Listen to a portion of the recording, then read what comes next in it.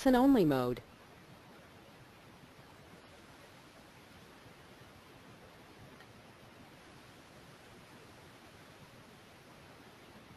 Good afternoon, everyone, and welcome to NINA's Location Accuracy webinar from 300 meters to 50, Dispatchable Location and the FCC's new Wireless Location Accuracy Rules. We know this is a hot topic that everyone has been very interested in, so we're going to jump right in. My name is Trey Forgety. I'm NINA's Director of Government Affairs, and I'll be leading the webinar today.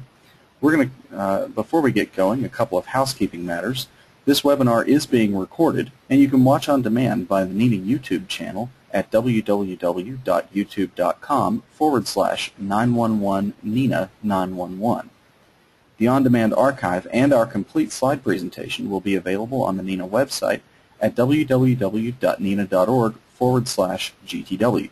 We also invite you to make this webinar interactive, submitting your questions at any time using the GoToWebinar question interface or clicking the Raise Your Hand button. At the end of the webinar, if we have time, we'll answer some of your questions live and from the question pool submitted online. In today's webinar, we'll cover new requirements for wireless location accuracy performance by the nation's wireless carriers, technology and carrier performance testing and monitoring, the impact of location technology changes on telecommunicators, and we'll be focusing on dispatchable location and standardized confidence values. We'll also talk about the impact of location technology changes on center managers, dealing with things like monitoring local carrier performance and resolving issues. I'm joined today by Rear Admiral David Simpson, who's currently the Chief of the FCC's Public Safety and Homeland Security Bureau, who's graciously agreed to introduce the Commission's recently adopted report and order on indoor wireless location accuracy. Admiral Simpson, thank you for being with us. Well, Trey, thanks so much for pulling this together, and it's great to be with the NINA membership again. The last time I was before the larger membership was in Nashville, and I'm so excited to be able to report back to the NINA group that we have followed through on the location accuracy order that we talked about back in Nashville in the summer, and we're very much wanting to continue to engage membership as we together bring these indoor location accuracy capabilities alive. And I think it's very apt that you've titled today's webinar 300 meters to 50 meters, because it really is getting that indoor accuracy down to that 50-meter level. But just as important, where we can, to improve upon the 50 meters and get to that dispatchable location that so many of NINA's members have told us is really the gold standard, that what we're shooting for, so that when the report comes in, you've got the address where you need to send the caller. The order adopted last week will clearly improve upon the accuracy of location information with wireless 911 calls, and especially those originating indoors. It will save time, and ultimately that saves lives. And as your membership knows, the Commission has long regulated location accuracy for outdoor 911 calls. This dates back to the 90s, when wireless callers were most likely away from home or the office. As a result, 911 location capabilities were optimized for outdoors. And you all know, I don't need to tell you, that times have significantly changed. 44% of U.S. households rely solely on wireless, but reliance on wireless is even greater among young adults and those in poverty. Given that we estimate over half of all calls made 911 originating indoors, the 911 location accuracy gap is not a theoretical future crisis. It's an issue now. The order puts us on the path to closing that gap. The order establishes clear benchmarks to provide PSAPs with enhanced latitude, longitude, and z-axis. On the other hand, we codify the carrier's commitment set forth in the NINA APCO carrier roadmap to develop and deploy a dispatchable location capability. And we'll walk you through some of the key opportunities that near-term implementation requirements will open for your communities. Let me emphasize this at the outset. You should keep this in mind as the details of the order is described. As we implemented this roadmap, Your communities will have a direct participatory role driving the implementation in monitoring service providers' compliance through data analysis and ensuring that the new indoor location technologies are deployed equitably across your communities. That was part of when we first got together around the roadmap with the carriers and NENA APCO in November. We felt strongly that whatever we did needed to empower local PSAPs. This has to be able to work in your backyards, or else we collectively haven't done our jobs. So throughout the webinar today, would encourage you to think about this through that lens, and certainly ask questions. We'd love to hear the questions where you think we may have missed an element, or want us to think about how we can ensure that these capabilities do get to all of your jurisdictions. So what are the next steps and performance indicators? Let's recall over a year ago, before Nashville, the Commission had proposed rules to improve location accuracy for indoor wireless 911 calls. Those proposed rules were based on achieving specific improvements in horizontal location accuracy and proposed an implementation schedule for the provision of vertical location information. Dispatchable location, however, was identified as a longer-term solution, not quite ready to be codified by rule, and thus the Commission did not propose any specific rules requiring its implementation. At the time, and we discussed this in Nashville, significant skepticism existed regarding dispatchable location. Was the time frame meaningful in any kind of an achievement timeline? Was it play to delay achievement of accountable results? Just how effective would this dispatchable location concept be? Today, almost a year later, due to the hard work of your leadership, APCO, and the carriers, we believe we are on a path to implementing not just a robust coordinate-based solution, but also a dispatchable location solution with street address, building floor, and room number. The order closes the gap between indoor and outdoor location accuracy and provides a meaningful and enforceable regime to improve location accuracy for all 911 calls. The order goes beyond the initial roadmap and obligates carriers to introduce vertical location capabilities at 3 years and a strong set of backstop benchmarks that will pace closure of the indoor location gap, beginning at the 2-year point and finishing at 6 years. We believe that closure of the indoor location gap is no longer a technology problem, but instead it's an implementation challenge that will require the commitment of wireless providers and the public safety community to develop and deploy improved location capabilities at scale within an appropriate time frame. Implementation will center first on establishing the testbed, whereby wireless providers will test and certify the technologies they intend to deploy in solutions. Unlike earlier testbeds, this testbed won't come up just for the evaluation of a couple technologies and then be torn down. This will be an enduring testbed that needs to be in operation throughout the progress made as outlined in the roadmap and in the order. The order establishes clear timeframes based on wireless providers' commitments and adopts certain backstops to ensure steady progress towards a robust solution.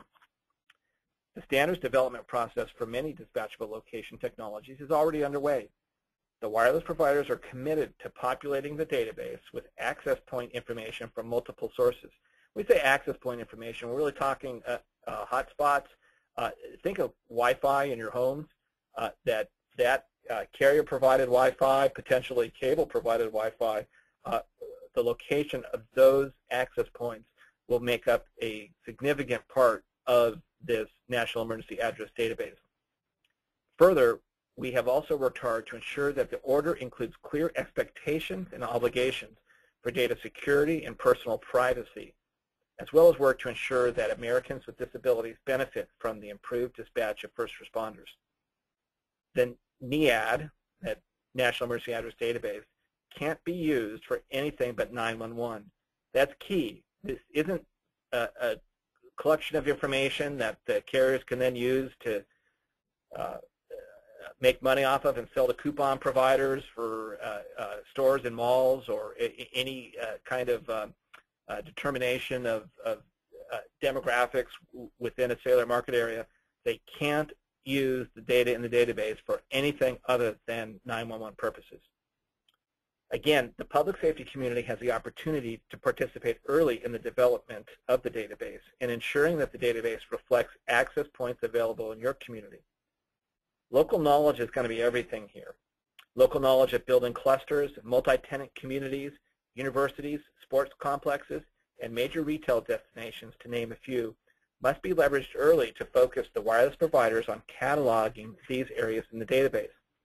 We made clear with the carriers, and Trey will be able to give you some of the backstory on some of the detailed negotiations, that the solutions here need to not just work in the high-cost, expensive condos on the east side of town where everyone already has bought Gucci Wi-Fi. They've got to equally work in the lower-income, multi-story, maybe Section 8 buildings where a preponderance of 911 calls may come from in a community. They've got to work in both cases, and it's the data, the live call data that will be collected in each of your communities that will allow you to analyze whether that distribution is effective and allow you to engage with the carriers, and if that doesn't fix it, engage with us to ensure that the dispatchable location capabilities are relevant to all the citizens within your community. Coupled with that opportunity is the urgency for your communities, if you're not already doing so, to begin to take advantage of geographic information systems and the ability to compile detailed information on the location and morphology of buildings. How tall are your community's buildings? What materials went into their construction? Do they occupy an entire city block? Do they have controlled access points? These layers of information are known at the local level and can be further leveraged to enhance the value of the National Emergency Address Database. The things that we need to be doing anyway with regard to 911, particularly as we go to next generation 911, so we can leverage as best we can the new functionalities inherent in the new capabilities. Finally, the key to successful implementation will be consistent data analysis. The coordinate-based requirements and dispatchable location benchmarks in the order are premised on data collection and analysis. We are creating the systems from which you can obtain detailed information about 911 call location accuracy, technology by technology, location by location within your various communities. The purpose for doing so remains to ensure the most efficient emergency response capability possible, driven in part by more and more precise location information. But if we don't prepare to use and manage that data to ensure that the mission is being met, then the opportunity and requirements reflected in the order are diminished. Therefore, as carriers begin to implement the new requirements, and as data begins to flow, the public safety community needs to be prepared to analyze the data, ensure wireless providers are meeting their requirements, and ensure that all areas of the community benefit from these new location technologies and techniques. Granularity will be key. In closing, let me thank the executive leadership team at NENA and also that at APCO for shepherding the framework that now serves as the basis for the new era 911 location accuracy.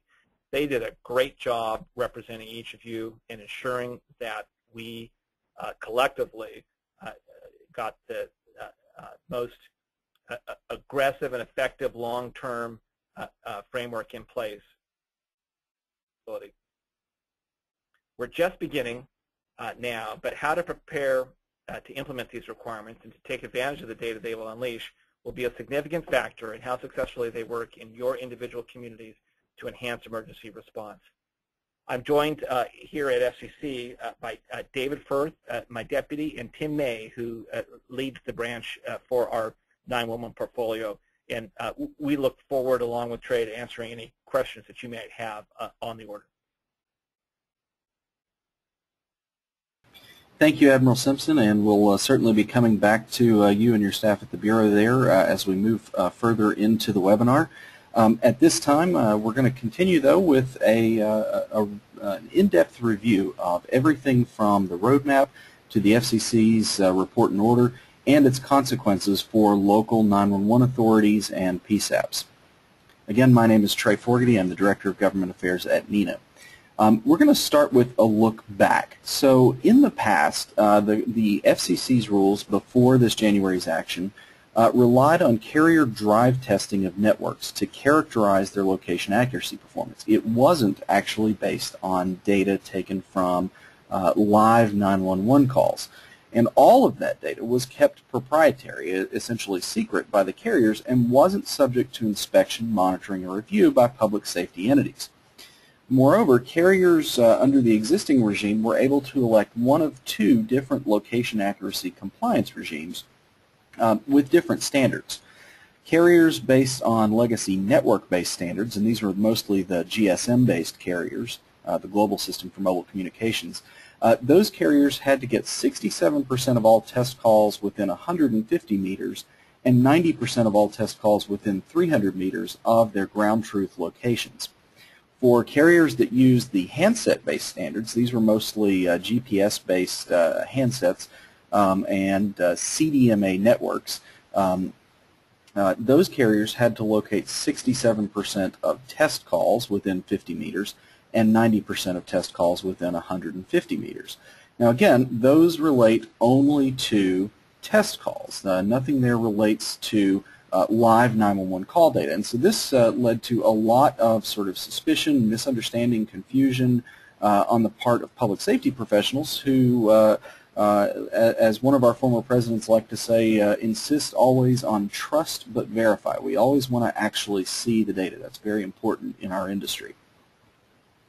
So, the roadmap plan was developed by NENA in conjunction with APCO International, AT&T, Sprint, T-Mobile, and Verizon. Those are the nation's four nationwide wireless carriers that really cover the majority of the country. And once we got this roadmap plan done, which took at least 8 months since the FCC released its initial notice of proposed rulemaking, it really was an intensive process, hours and hours and hours spent at the negotiating table, sometimes 8 or 9 hours in a day, and stretching really to 5 or 7 p.m. At night, working on the provisions of this agreement, getting to something that the public safety community could live with and that the carriers could live with, but that accomplished what we knew we had to for consumers, which was finding them indoors whenever possible. This was really a tough process. We worked at it, and I'm very pleased that we were successful and we were able to get this done with our partners here. Subsequent to that, NENA and APCO provided input to the Competitive Carriers Association, which represents smaller and more rural wireless carriers, in developing what they called a parallel path plan that mirrored many aspects of the roadmap, but also took into consideration the unique needs, the unique challenges of smaller carriers that may have very limited footprints. My favorite example here, there's a carrier out there called Bug Tussle Wireless. I think they have about 13 or 14 cell sites in a rural northern Midwest state. But carriers like Bug Tussle still are subject to the FCC's rules just like the big guys. And so we have to make sure that there are rules that work for those businesses as well, because we want people to be found, but you can't be found at all if there's no cell service. You've got to be able to make that 911 call as a first matter. Now, the roadmap established 5 important principles. First of all, and this is probably the biggest change in all of this, this space, we decided to change the goal from getting to a latitude-longitude pair, like you see on the screen here, to a dispatchable address. These are the actual latitude and longitude of NENA's headquarters office. But if you're a telecommunicator or a dispatcher or a policeman or firefighter or EMT in the field, those numbers don't necessarily mean anything intuitive to you. 1700 Diagonal Road, Suite 500, however, is a much more meaningful piece of information. It's something that a human can recognize, understand, and put into use getting somewhere. The roadmap also says that in the future we want to characterize the performance of location technologies in a very transparent and open way that will accurately represent real-world conditions. So this means it's not going to be just some drive test. This is going to be a test bed where we look at a technology, see how it performs, and then the third point here, we base future compliance assessments on that testbed data along with data from live 911 calls. That's a critical thing. We're no longer basing compliance just on testing. It's based on technology testing plus live call data. Now, for NENA, it was also important that we minimize any potential coverage gap for dispatchable location technologies. Let's face it, this is a new regime. We've got to make sure that even as we move forward with getting to 1700 Diagonal Road, we don't lose any capabilities of performance, and that in fact we improve our capabilities for latitude and longitude. And altitude, I might add. The FCC in its original notice asked a lot of questions about the z-axis, the altitude component, and it's one that both our members and our colleagues from the police and fire communities feel very strongly about having included in the location accuracy rules, and so it was one that we fought very hard to see that it was included. We also believed it important to provide clear metrics and FCC enforceable terms along with fallback provisions to ensure that carriers would adhere to the commitments they make in the agreed roadmap while we accommodate legitimate unknowns. There are things that, because they haven't been done yet, we simply don't know exactly how long they're going to take. We can estimate based on things like the process requirements in standards bodies like NENA and ATIS and 3GPP, which are global carrier standards bodies, but we can't know that up front. And so we had to accommodate the fact that, you know what, there may be a month slippage here or 3-month slippage there, but that shouldn't blow up the entire agreement just because these natural processes took the amount of time that they take. That's to be expected, and we had to work around that. So before we get into what's new, I think it's important that we look at what isn't changing. So PSAPs will continue to receive a latitude-longitude estimate with most calls, including confidence and uncertainty data if they're equipped to handle it. Along with that, the address information coming from dispatchable location technology is going to be delivered in the familiar ALI formats that PSAPs use today. So that isn't changing. Even though we're introducing these new capabilities of getting to addresses, how those are displayed is not going to change. We also wanted to make sure that dispatchable locations are validated with local databases like the MSAG database or location validation function, just like they are today for wireline customers. Ultimately, for NENA, our view of Enhanced 911 is that the wireline standard should be the same, that same sort of address quality standard should apply whether the call comes from a wireless network or a wireline network. And finally, we wanted to make sure that in the future, continuing, carrier networks continue to intelligently choose from and deliver the best available location information. So today, one of the things that you sort of can't see at the PSAP level because it's behind the scenes in the carrier network is the carrier network looking at all of the different pieces of location information that its different location systems have determined, looking at measures, estimates of their quality, and sending the best one possible to the ALI server and to the PSAP. We wanted to make sure that that process stays around, and so that isn't changing. And dispatchable location is just going to become another piece of information in there that the carrier network looks at to decide what is the best information that we have to send to the PSAP. And we'll get into how that's done a little bit later. So let's start now with a look at the definition of dispatchable location from the FCC's rules. And I've broken it down into a couple of parts here so we can look at them individually. The first part, and probably the biggest and most important, is that a dispatchable location is a location delivered to the PSAP by a CMRS provider with a 911 call that consists of the street address of the calling party, and I've shown an example of that on the right, plus additional information such as suite, apartment, or similar information necessary to adequately identify the location of the calling party. In the example at right, that's the second line of the address, suite 500. Just like we get an apartment number or a business suite number for most wireline calls, it was important to Nina that dispatchable location for wireless didn't just stop at the door to some enormous building. It had to get the field responder to the right door to kick in. Now, the second part of this I touched on briefly before. This is the second sentence of the definition of dispatchable location from the Commission's adopted rules, and it says that the street address of the calling party must be validated. I've put up an example here of the E911 regime of how that can happen. There would be a similar process in NG911.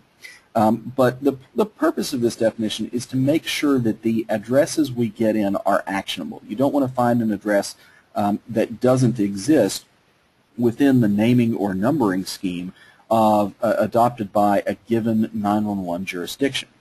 So at the time Wi-Fi and Bluetooth beacon addresses are put into the National Emergency Address Database, before they can go in, they have to be validated against each local MSAC. That's an important point for our members. It was one that we were told was very critical in setting this up. We didn't want some parallel path process that didn't work the same way traditional 911 does.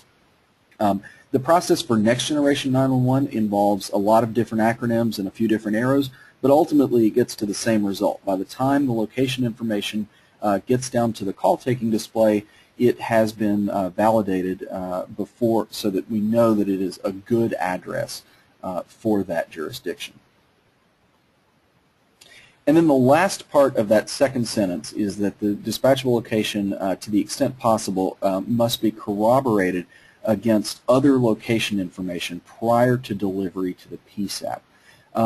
This piece of the definition was also very important to Nina because it ensures that we don't have the situation that we sometimes have today with voice over IP registered addresses where a device gets moved, but because the network doesn't know about that, you get a location mismatch. Here I've shown two examples. I've shown an example of a call pinpointed at 123 Main Street in San Francisco, and I've shown another call that is a GPS fix in Midtown Manhattan. And the point of this sentence is that if the GPS fix or the cell network sector data or so forth, it doesn't match up with where the address is, that address can be ignored. As I said before, the wireless network can make an intelligent decision about what to send to the PSAP. And this allows the network to sort of discard bad data. So we make sure that we've got that check on the data before it comes in to the 911 center. Now, next I want to talk a little bit about the timeline for getting to dispatchable location. The roadmap agreement was concluded on November 17th of 2014, and already today we've got joint working groups that will involve NENA, APCO, carriers, interested vendors, and representatives of other public safety organizations that are starting to get organized. We've got a lot of work to do in a very short amount of time. We've got just an incredible number of things that are going to have to get taken care of, and so we need as much help as we can get on that. There may be some of you that have relevant experience and expertise, and we'd invite you, once we start the open call for participants in these groups, to get involved and help out. At the 9-month mark, that's in the September-October timeframe of this year, carriers must provide a proof of concept demonstration that shows dispatchable location technology working in the field using Wi-Fi and or possibly Bluetooth low energy technology. We'll get into a little more about what those are in a few moments, but at the 9-month mark, as you can see on the timeline there, carriers have to provide that location demo so that we can see that this thing really is going to work. A little farther out, between 12 and 18 months, sometime in there, the standards work on dispatchable location support for compliant handsets and networks should be completed. We've shown that as a range on the timeline. Coming up in the 6 months after that, all new carrier-provided wireless home phone and femtocell products will have to be sold with the capability to provide a dispatchable location. This is an important point for NENA as wireless devices like these wireless home phone and femtocell devices replace landline service. We wanted to make sure that consumers didn't experience a degradation of performance when they make a 911 call.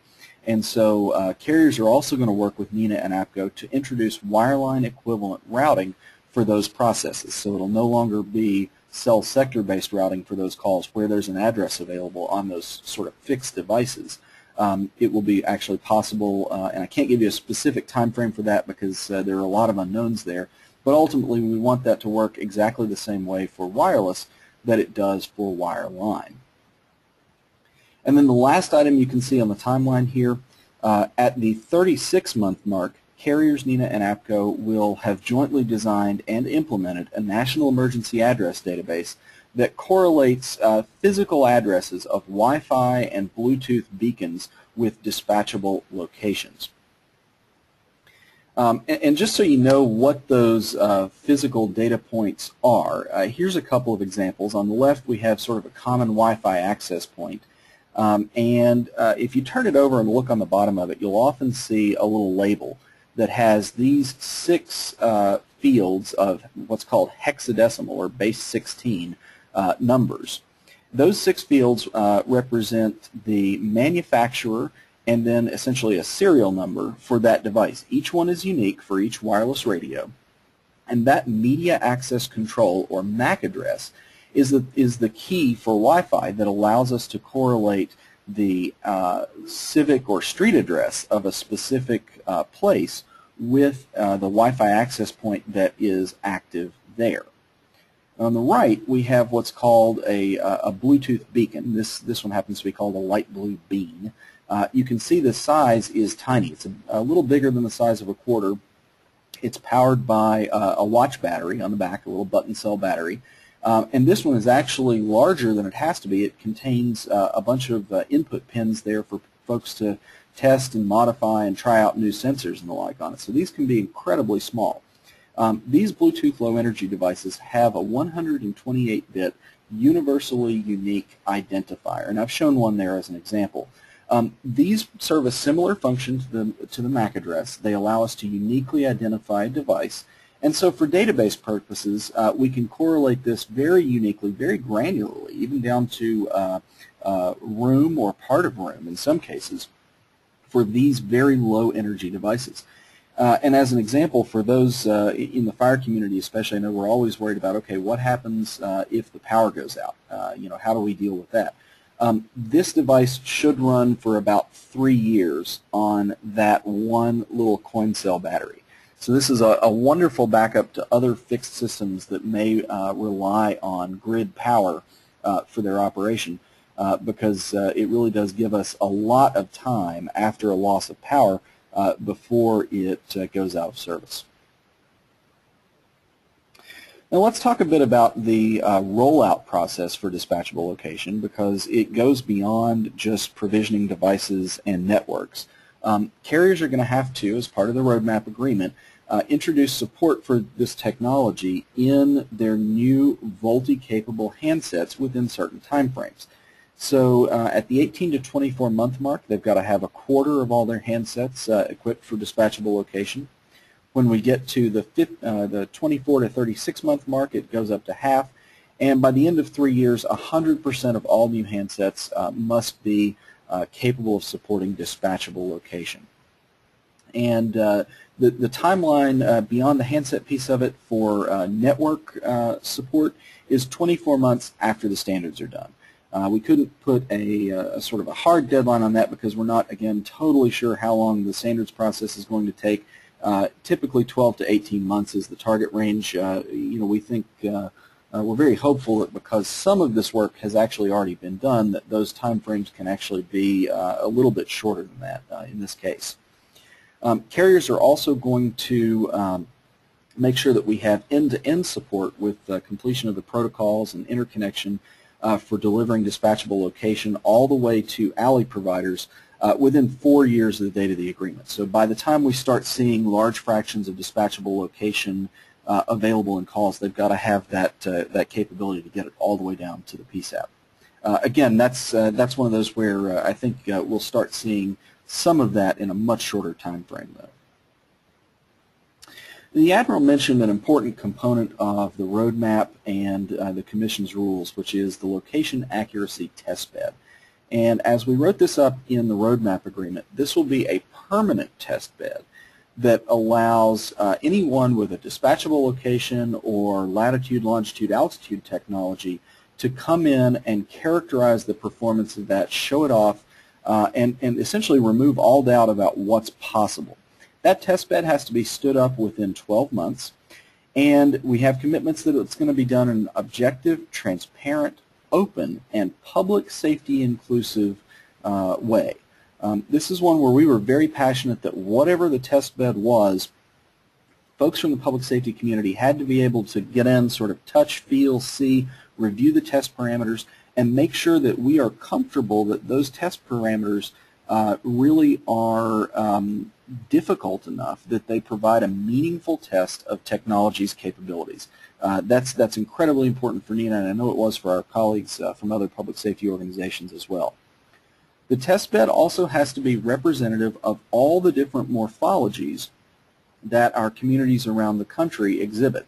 So we have dense urban areas like downtown Manhattan, downtown San Francisco, urban areas like sort of the outskirts of Atlanta, suburban areas when you get farther out into areas around Denver, and rural areas when you get far away from any of these urban centers, that the technology needed to perform well across all of those. And the three purposes, as I said before, first, to remove all doubt about the art of the possible. Second, to characterize the performance of technologies to decide which qualify and to what extent, which I'll touch on later, as higher accuracy technologies. To the extent that the roadmap deals with XYZ location technology, only higher accuracy technologies count for carrier compliance. And we'll get to how that works here in just a few minutes. And this data then feeds into an assessment of live call data to decide whether carriers are compliant or not. So before we get into how the compliance stuff works, I want to walk you through a couple of tech talks on how latitude longitude technology works. And one of the newest pieces that we're going to see as part of the LTE standard suite rolling out is called OTDO. That stands for Observed Time Difference of Arrival. And basically how it works is LTE networks are synchronized, which means that each of the base stations in the network, each of the cell sector radios, puts out a ping at a precisely synchronized time that's the same for every base station in the network. Now, because the handset is located at some distance from each of those towers, there's a propagation delay. Radio waves move at the speed of light. We know what that is in air to a very high degree of precision. And so the handset can listen for the difference in the arrival time of those pings from pairs of base stations. And those time differences describe a special shape called a hyperbola that represents a line of position on which the phone must be located. Now, if you do that, if you repeat that process for more than one pair, and I've got an image here that shows 3 pairs, you can get lines of position that hopefully cross in a place that makes sense and represents the location of the phone. And so that's how this new OTDO technology is going to work. And it uses the high-powered signals of cellular base stations, so it penetrates indoors much better than a lot of other lower power, higher frequency location signals. So this is a new technology that has a lot of promise for delivering better indoor yield, and we think also eventually better fixed performance, so better uncertainty. The other technology that you may be familiar with, at least in part, is called AGNSS, or Assisted Global Navigation Satellite System. This is very similar to what we have today with sort of strictly GPS-based systems. It relies on handset measurements of ranging signals that are broadcast from satellites in space, and in the generic sense, AGNSS instead of AGPS that we have today it means 2 or more constellations of those satellites. The U.S. is no longer the only country that's in the navigation business from space, and there are a lot of new networks coming online we'll talk about in a moment. I get asked all the time, what does the assisted part of that mean? It's a very important point. Assisted GNSS means that the handset, in addition to receiving signals broadcast from satellites, also receives over the data channel from the network assistance data that it could get from the satellites, but at a much lower speed. So this is it's something called almanac and clock data that helps the handset lock onto a satellite signal much, much faster and resolve the ambiguities in its position much more quickly and much more precisely to generate a better and faster fix than it could if it was just listening to the satellites alone. Currently, there are 2 GNSS constellations that are in full service. One is the U.S. constellation called Navstar. We better know that as GPS, and sometimes GPS gets used as the generic term for all systems, but technically it really applies just to the U.S. system. And there's also a constellation operated by the Russian Federation called GLONASS. Now, at the same time, there are 2 more systems. The European system called Galileo, they've got 5 or 6 satellites up, and the Chinese system called Baidu, which is in its very early stages of deployment.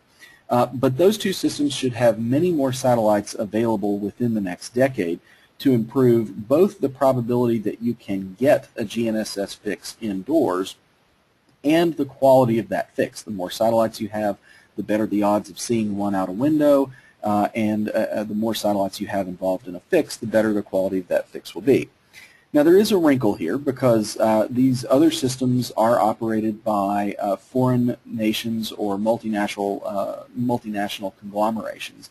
And so before those can go into service, we have to go through a comprehensive security review with the Department of Defense and the other national security agencies before those can be used for 911 purposes.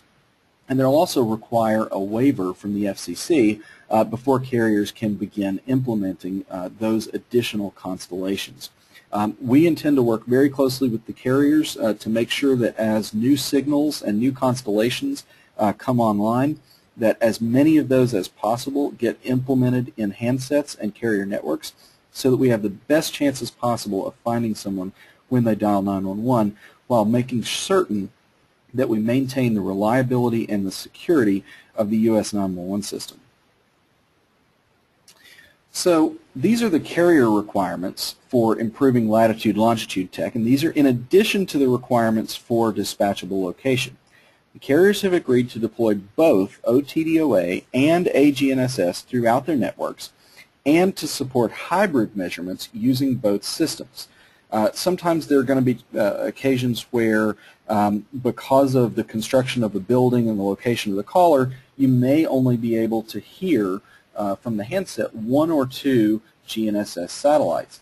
But we're lucky that you can also take an OTDOA measurement from a couple of towers, turn that into the missing line of position that you need to resolve a fix, and get a fix that way in circumstances that you otherwise wouldn't. So that hybridization capability is incredibly important both to yield and to accuracy on a going forward basis. And carriers have also agreed to specific rollout fractions for these technologies in the handsets that they sell. At the 2-year mark, 50% of all their new handsets have to be AGNSS and OTDOA capable. It's 75% a year after that, and 100% a year after that. And on top of all of these capabilities that we've talked about, the carriers have also agreed to test using what's called crowdsourced Wi-Fi and Bluetooth location. Now, we talked a little bit about using registered addresses of Wi-Fi and Bluetooth devices to achieve dispatchable location. This is a related technology that allows us to actually get to an XYZ measurement for a handset based on what data millions of people's handsets have observed about Wi-Fi and Bluetooth devices as they've just been sort of out walking around. folks often ask, why is it that I can be pinpointed in Starbucks or Barnes & Noble, but when I call 911, we don't get the same level of location accuracy? Well, the reason is Starbucks and Barnes & Noble are typically employing this type of crowdsourced Wi-Fi-based location measurement technology, and that really ultimately works very well in many circumstances. It can work poorly in some, and so you have to be able to corroborate the data, make sure that it's accurate and reliable. But an important part of the roadmap is, in the future, that same level of X, Y, and Z accuracy that the commercial sector gets with those technologies will be available for 911. And so that should, when it works, improve the XYZ location accuracy dramatically. And because we have the corroboration requirement, we'll also be able to detect when it's not working well, and the carrier then will send other location data that they have rather than this type of stuff to the PSAP. Another improvement to latitude-longitude tech, and this one I know was very meaningful for our frontline telecommunicators.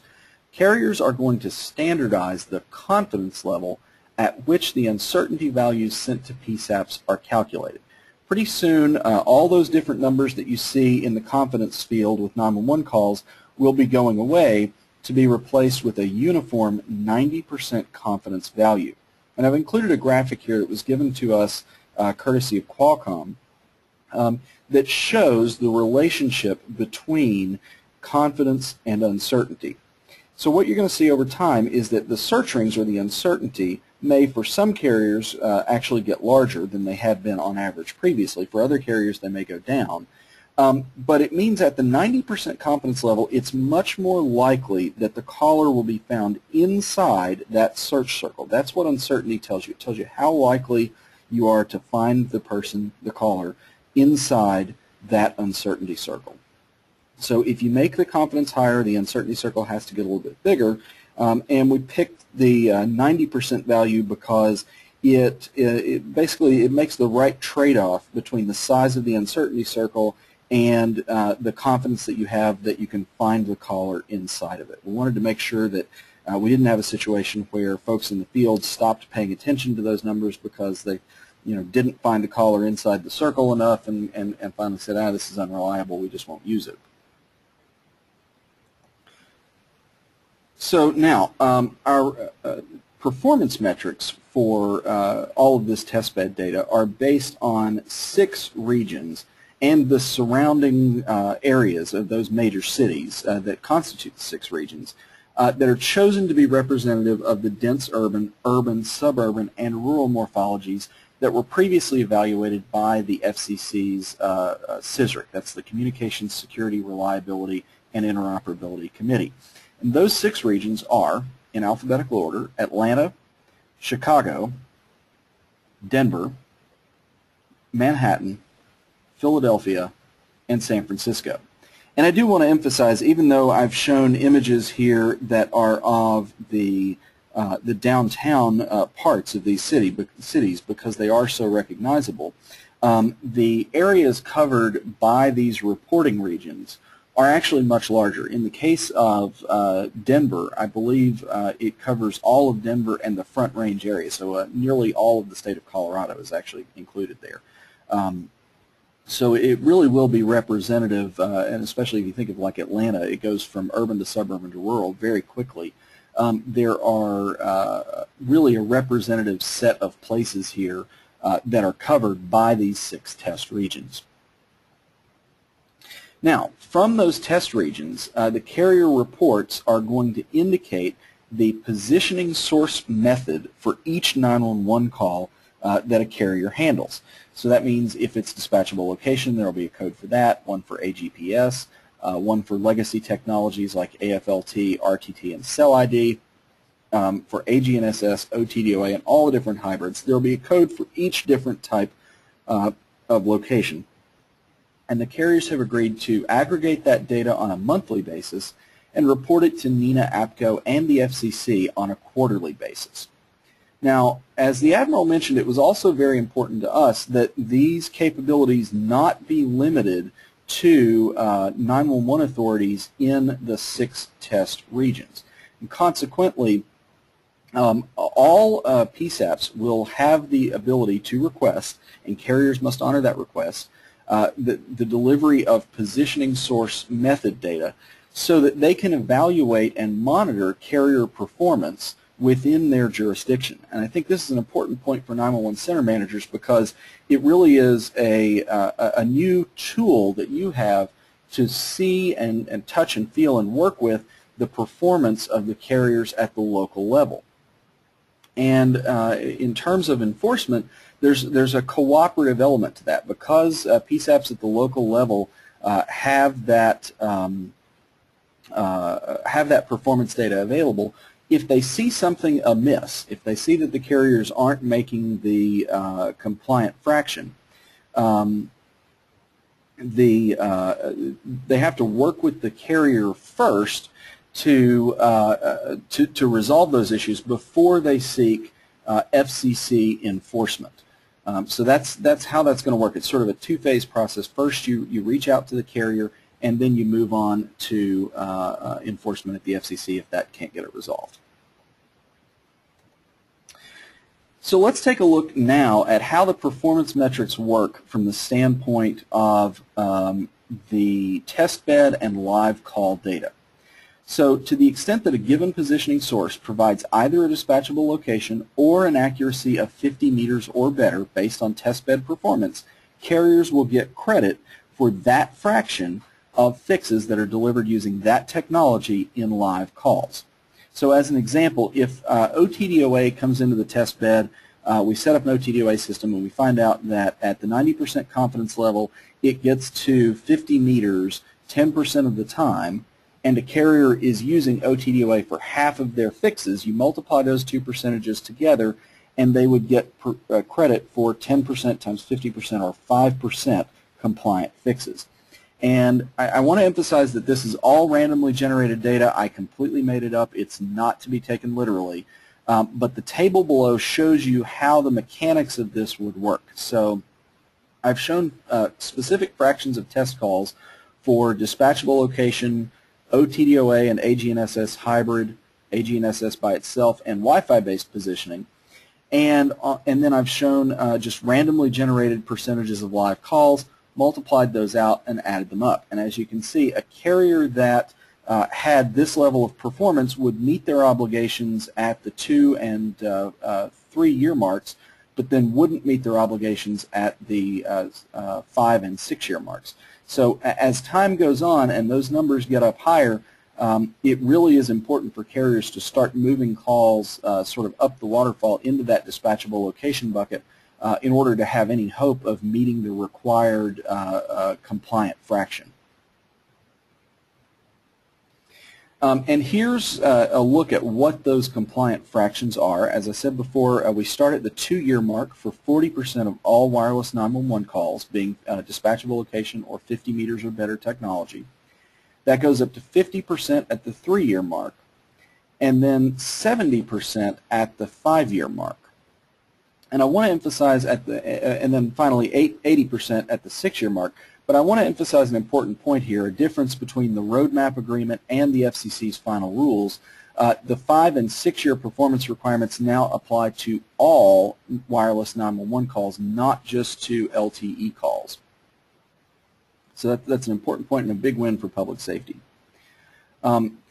Beyond those regions, carriers have to certify that their networks perform similarly to how they do in the test regions.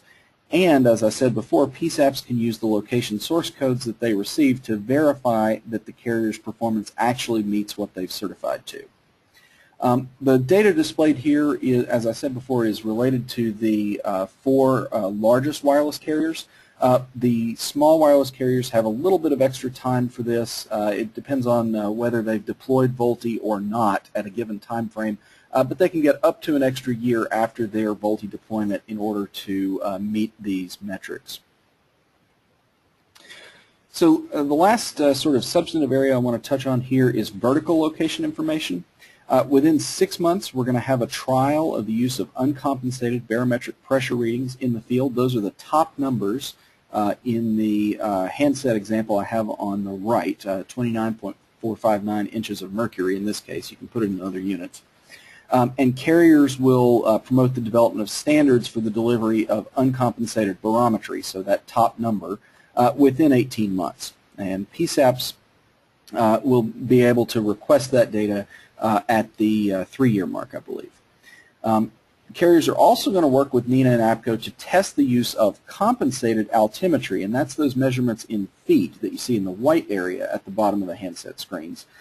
Within 3 years, they're going to have to develop a z-axis metric based on the testbed data and submit that to the FCC. So they'll have to say, look, the technology is such that we can do plus or minus 3 meters or plus or minus 5 meters or whatever that sort of works out to on the basis of testing.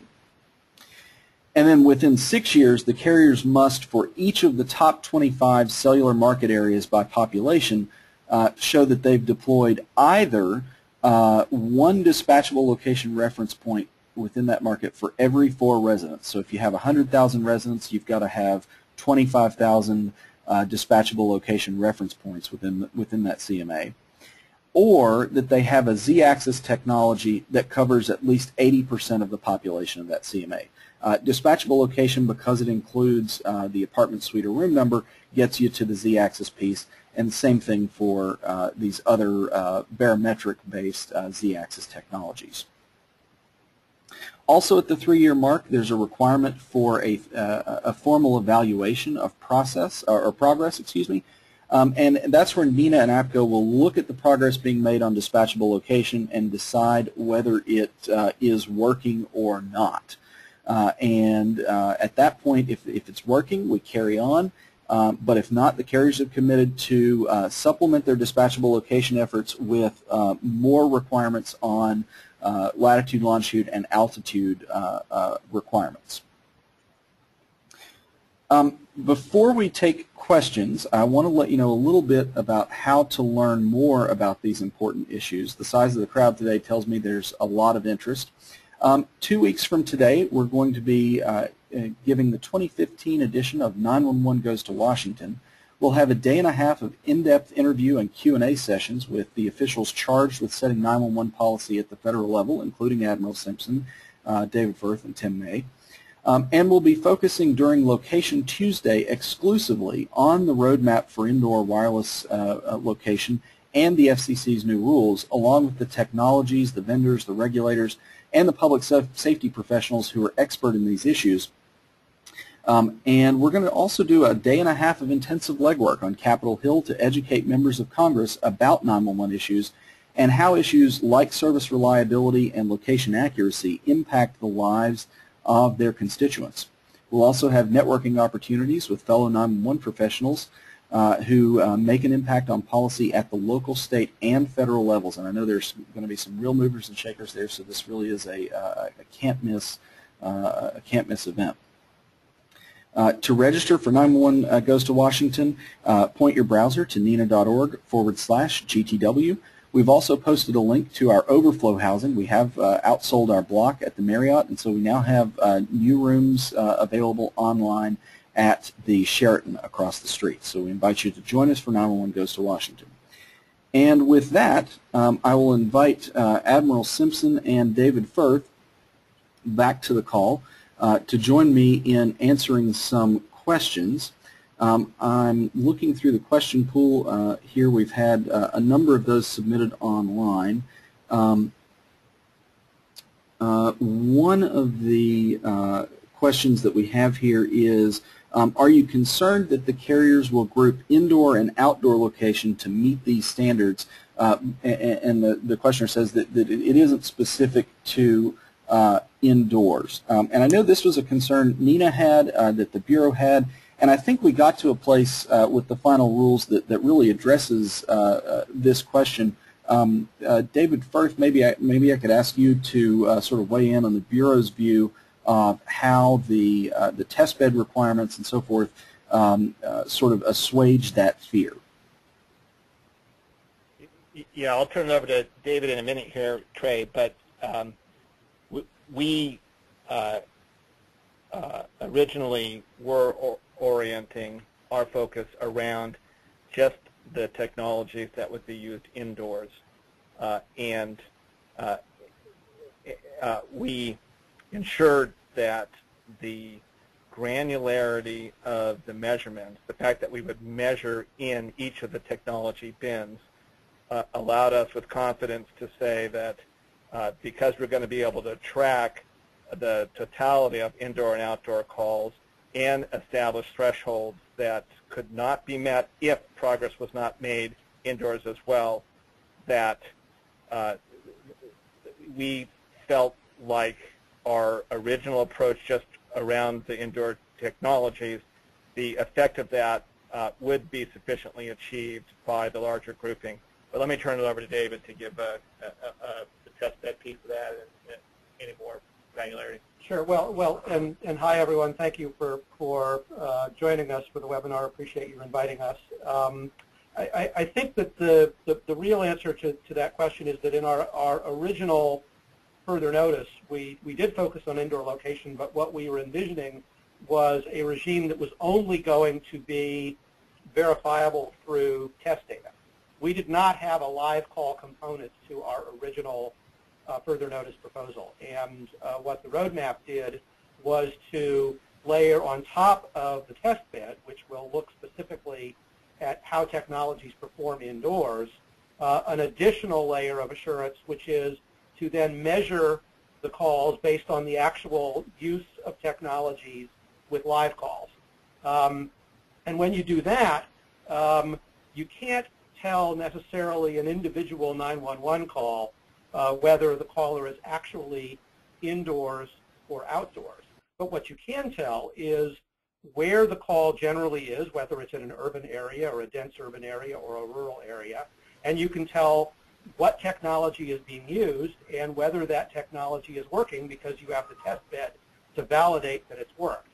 So we think that through granular measurement, and we're going to be measuring even more, we're not just going to be measuring to measure compliance, we're also going to be measuring to look at performance. And we're going to be looking at performance, and individual PSAPs will be able to look at performance in specific environments within their jurisdictions. So there are really multiple layers here that we think are going to give both us and PSAPs and carriers the ability to really drill down and figure out what the ground truth is in terms of how these technologies are performing both indoors and outdoors. Yeah, and the thresholds we set, we believe, will drive this as fast as we would have otherwise driven it. Thank you, gentlemen. I have another question here related to the present outdoor standards, and it's a question of, are those standards still in place, and how does the adoption of these new indoor standards relate to those? Yes, thanks, Trey, and I'm going to pass this one to David, but before I do, I do want to come on top and make sure that we're clear about an element that you provided in your presentation. We will always require the X, Y, and ultimately Z to be sent to the PSAPs, and do not see that as being displaced by dispatchable location. That while, and you described a corroboration node, and something that the carriers may do is they use the NEAD, and that's great, but they're still on the hook for set an XYZ, and we believe that PSAP operators need to have that warm fuzzy and aren't just going to want to see dispatchable location and hope that it's right. So that I believe will ensure that indoors and outdoors, also where it's gray, because you're always going to get an XYZ, there'll be an element that will be consistent both indoors and outdoors. So, David, if you could address the question itself. Yeah, so the question was about whether the existing outdoor-based Phase 2 rules are still in place, and the answer is absolutely they are still in place. And in fact, this order strengthened those rules in a couple of fundamental areas. One is that we have, for the first time, added a time-to-first fix component to those rules. Previously, there had never been an element of the Phase 2 rules that said how quickly the Phase 2 information had to be delivered after the call commenced. And we have introduced a 30-second standard, so that in order for a call to count towards compliance under the existing rule, the Phase 2 information has to be delivered within 30 seconds of the delivery of the call. And the other element that we changed was to strengthen the existing confidence and uncertainty rules that apply to Phase 2 calls. The confidence and uncertainty data is something that we added to the rules a few years back, and we said that if PSAPs requested it, carriers had to provide confidence and uncertainty data with each call, which is essentially a measure of the level of confidence that the technology that's delivering the 50-meter or the 150-meter circle, the level of confidence that the caller is actually within that circle. The problem with the rules as they were originally adopted was that there was no consistency across carriers in terms of how they calculated confidence and uncertainty, and there was also no consistency in format. And so what we've required is that going forward, confidence and uncertainty data has to be delivered using a consistent method, which is that we essentially require a 90% confidence level, and the variation is on the uncertainty side, and also that the data has to be provided by all carriers using a consistent format, so that when the PSAP gets the data, the confidence and uncertainty data, regardless of which carrier it comes from, it's in the same format so that they can compare apples to apples.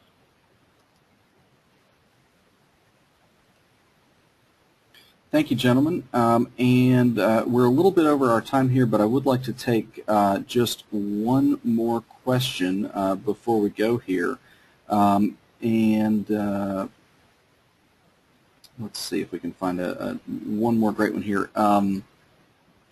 Will the provisioning of the National Emergency Address Database with Wi-Fi access points and other dispatchable locations be voluntary, or will that be enforced by the FCC? And I think there are a couple of layers to that.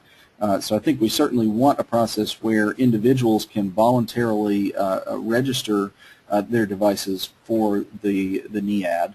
But I think there's also a process in place. I think we have commitments from the carriers that to the extent they own or manage Wi-Fi access points, there's an expectation that they would submit those to the NEAD sort of in bulk. I believe, is that consistent with your understanding, David and David?